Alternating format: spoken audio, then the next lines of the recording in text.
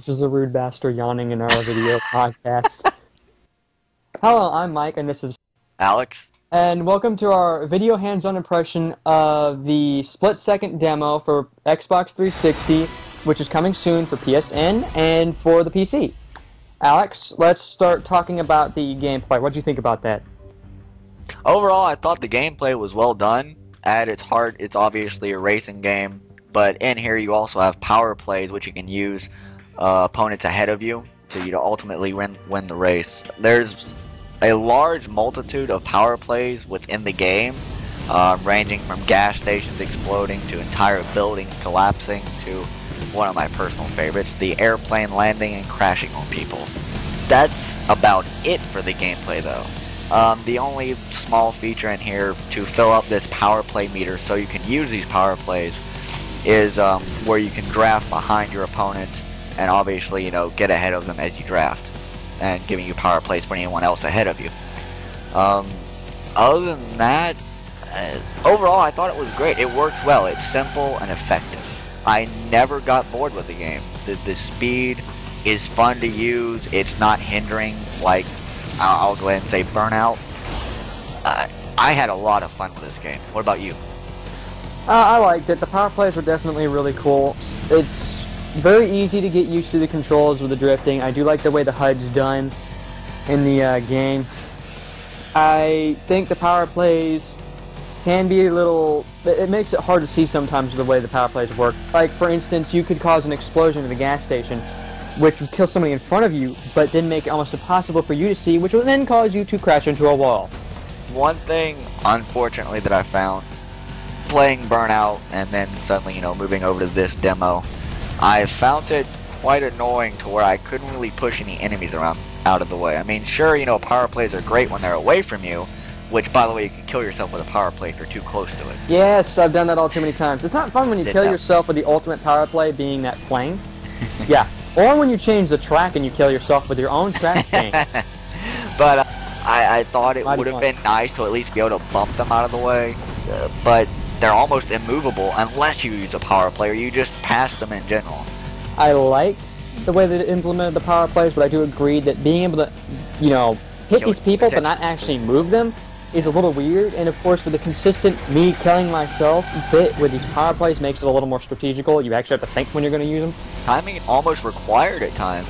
There's times where I can use a power play, just use it randomly and kill people, your opponents, and then gain the lead.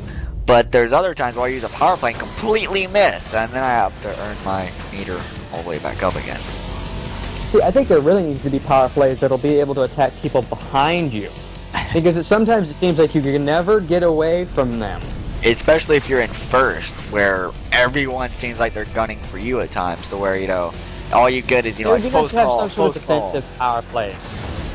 And instead of just having offensive ones, there's none that will attack behind you, it's all in front of you. So, of course, activating a lot of these, like, if you activate the one that changes the tracks, that's only really going to help you in the end. It's not going to blow anybody up ahead of you. Now, although I do talk about these, power plays being really awesome and cool, have the potential to kill myself and whatnot, I do feel that it makes me overpowered at times. Such as, you have 3 main meters to get 1 meter, to use 1 power play. And then you can fill up the entire meter to completely change the track in some way. I need a nuke.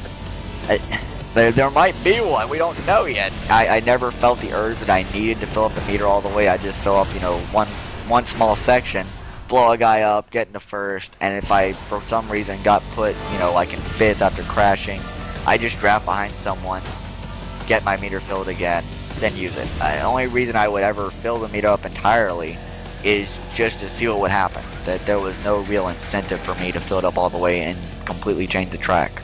There's a difference between me and you here. I suck. So, I was consistently using those things. I was consistently in last. The only reason why I was able to win any races is because of those things. I don't care if they're cheap. They made me win. Well, to kind of rub it in a little bit, I hope they put difficulty levels in the entire game that really... Yeah, the demo was very easy. That's not saying much, though, because I like shooters more than I do games with steering wheels. I mean, racing games. So, those things. The only one I could play is Burnout, but... Moving on, let's talk about the graphics, since we've spent a little too much time lingering on that thing that we do with most video games, playing it. Gameplay. which is a major part, don't get us wrong, but there are other parts to a game. Oh, who are we kidding? We like the graphics. What do we? I thought the game looked really good. I've stated this before. I remember watching. I never actually played Full Auto for the PS3, but at the time I thought for a racing game it looked great. But when I actually played Split Second, I felt it was the one racing game I could compare graphically. So yeah, I thought the Split Second demo and possibly the game itself looks incredible for a racing game. I think it looks decent. I like the whole dirt effect on your screen bit, but not like any other game hasn't done that. But it just seems a little bit better here. The way they do the GUI, the graphical user interface is definitely decent. The textures look nice. I didn't really see too much of an issue with the way the game itself looks. When you're flying it, the cars look really nice. They're shiny, and I like shiny. The environments look good, although you can't tell half the time because there's so much smoke. It's kind of like Battlefield Bad Company 2. Too much smoke. Honestly, I didn't have a problem with the smoke, but then again, I stayed in the middle of the road, and I had a super awesome, cool, high-definition TV. That may or may not. I'm poor, but Now, I don't think the high-def thing there's anything to do with it. I think it's just the whole I crash a lot. Well, how about this? We'll agree to disagree that I do fine with the smoke. And We'll agree that you're wrong and I'm right. Oh yeah. That's basically what we're gonna do here. But let's agree that I'm right and he's wrong, and we'll go on to the sound. Yeah, okay. Disagree, people. Disagree. The sound, it was decent. I didn't think it was anything incredible, but then again, when is the last time I've been impressed by sound? Battlefield was good, but that had a sound option. Here, the default sound, it's a racing game. You're going to hear the engine roaring, cars crashing, There's an engine? explosions. I never heard the engine. I heard the engine. I don't know about you. Then again, I have my surround sound. I'm poor again. I didn't think it was anything special. So. See, here's something that you're gonna get good if you keep watching these videos, people. Two different experiences. He gets surround sound high def. I'm poor. I didn't honestly notice too much with the sound. I didn't really like the sound all that much. It wasn't stand out-ish. The music, I hated it. Personally, I thought it was pretty good. I thought the music worked really well with the game. I had a lot of fun getting to the last end of this, especially when you're in first and the music just starts pounding like crazy as you reach that last finish line.